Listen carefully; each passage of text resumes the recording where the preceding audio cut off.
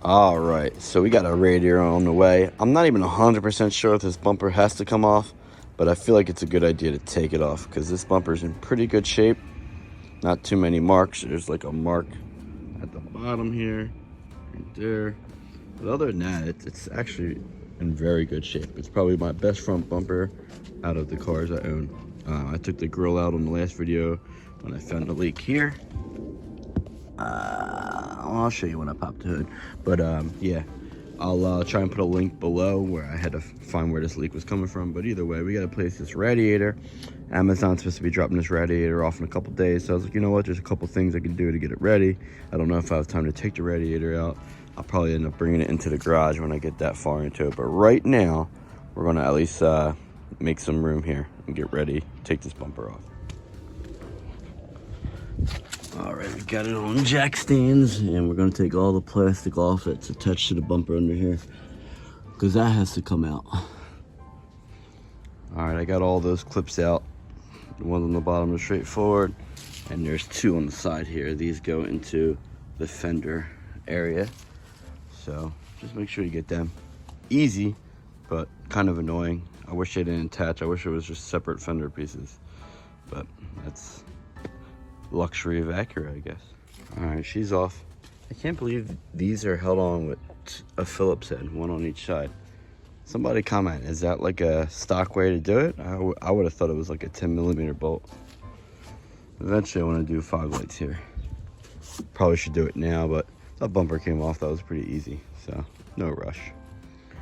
All right, so I think we're about ready to lower the car and put her in the garage. Sucks because I got to shuffle around cars.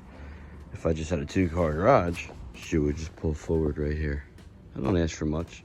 People on YouTube got pole barns and all this other stuff. I would like to be able to just fit 2 cars in. Maybe one day.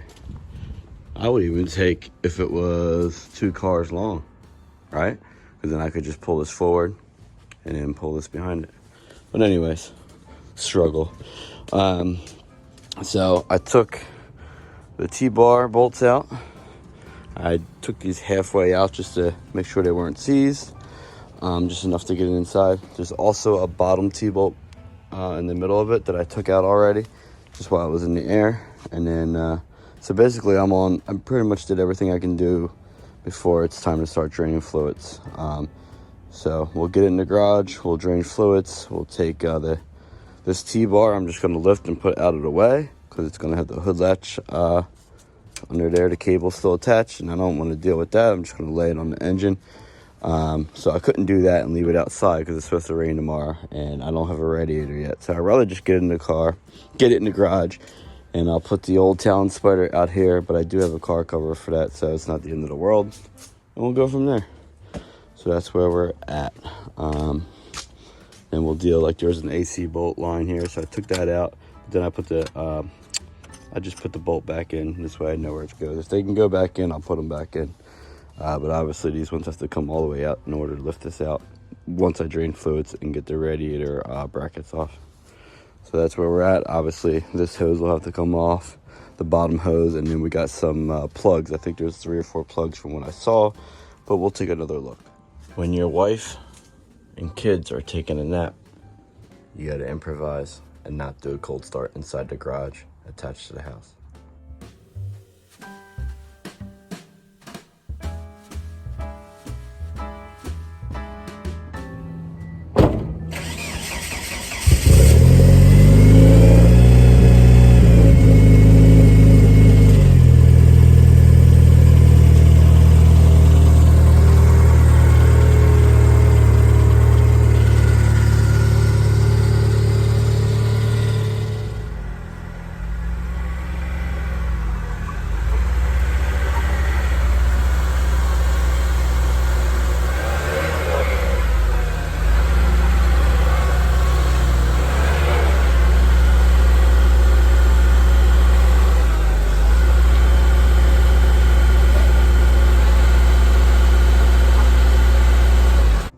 hi to YouTube.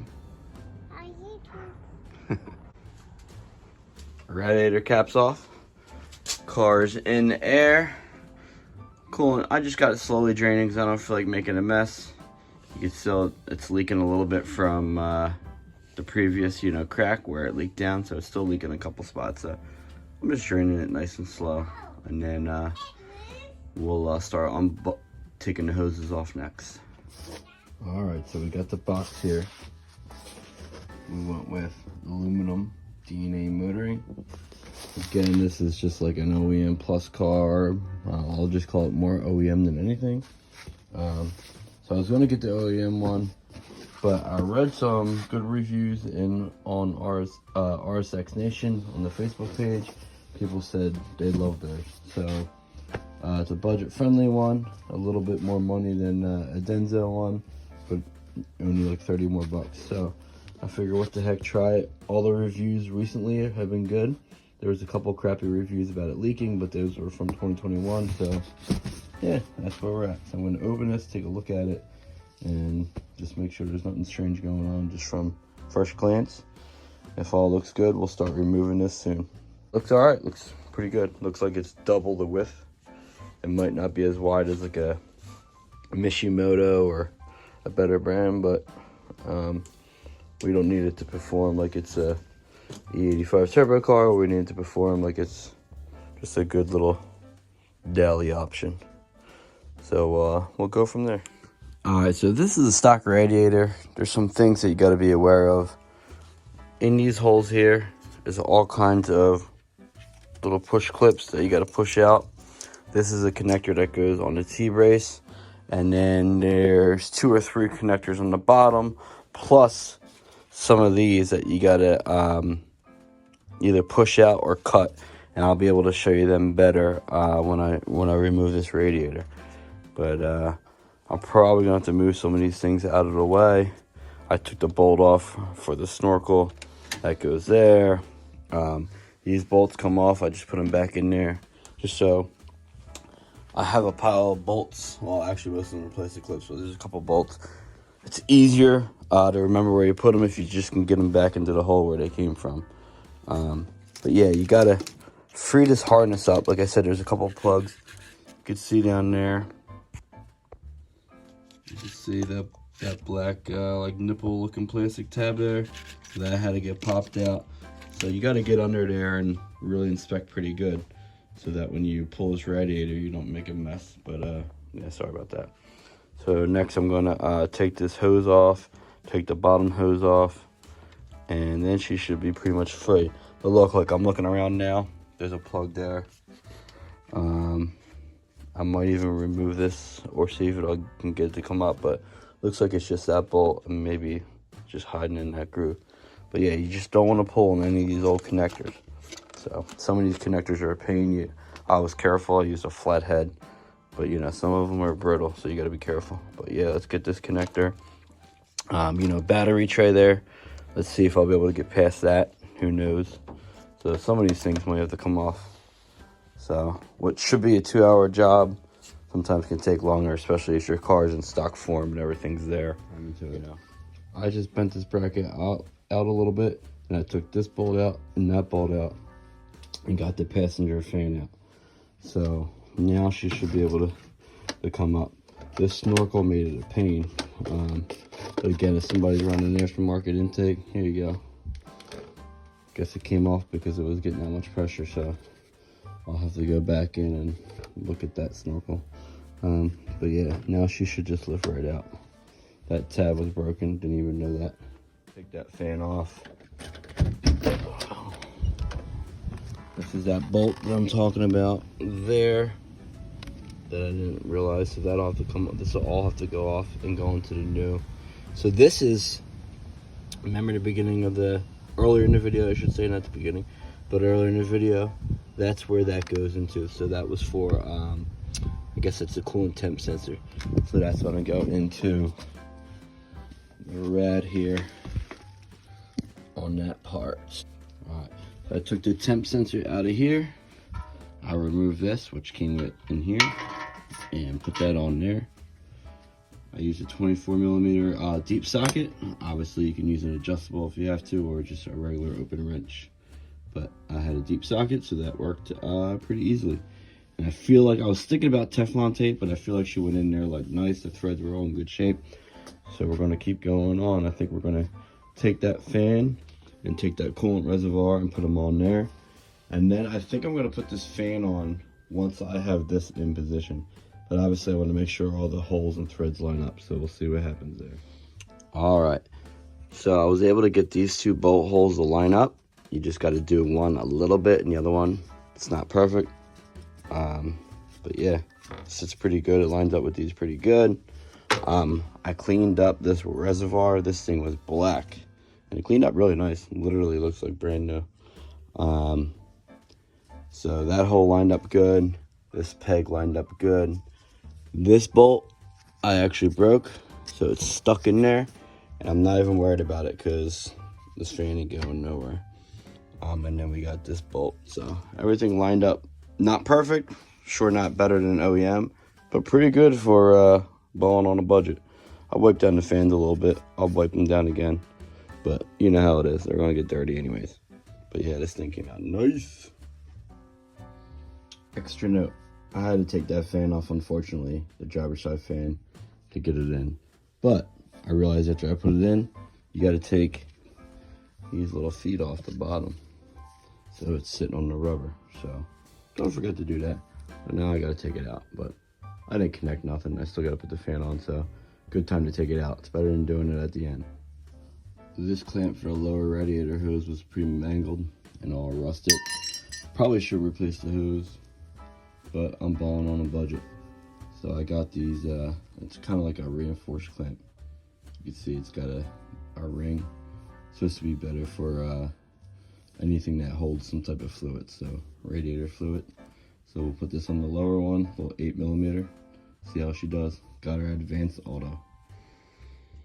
All right, so don't forget to plug that connector in. The connector that's behind the T-brace, which you got to do before you put the T-brace on. It'll make your life a lot easier. And then on the bottom, there's 3 connectors, the same ones you took off obviously earlier. I'm using the blue stuff, Honda Acura.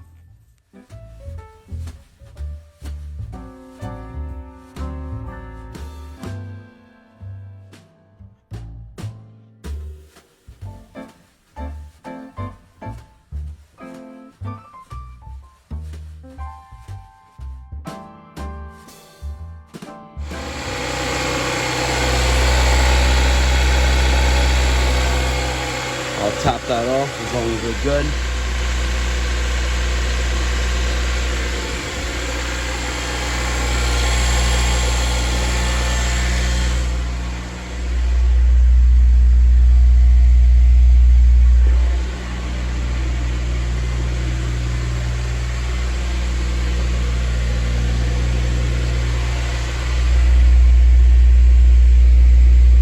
Keep an eye on the temperature here. I'll let it run for a little bit. I want the fans to kick on. All right, well, I think that's a wrap. It's all buttoned up. So far, no leaks. I'll put the link in the description below in case you want to see the old radiator. I'll just show you real quick so you can see it. But yeah, so I use pretty much everything. Reuse this. Lined up pretty good here. I lined up pretty good here. So again, I'm happy with it. Cleaned up the tank while we were here. Got everything lined back up. The harness plug. A couple of these clips broke, but it still stayed in the middle. So I think we're pretty good. Let me show you the old rad. So it was definitely time. Here's the inside of the rad. Literally can see right through that thing. Look at that. But like, I'm gonna keep this because it looks like it might even work on the current rad, but I always like to keep the old parts from it. Like, you know, it's just good to have this. And I'll take it out, I'll label it for the RSX in case I ever feel like I need it, but it's good to have. They got a little O-ring on it, so it's good to have. So I'll keep that. I'm gonna keep the regular rad cap just to have it. And just another look. There's a crack here. starts there, goes all the way over. So 137,000 miles I think I have on the car. So that's how long this radiator lasted. So not bad. And yeah, we'll go from there. Thanks for watching. I won't put the bumper on now.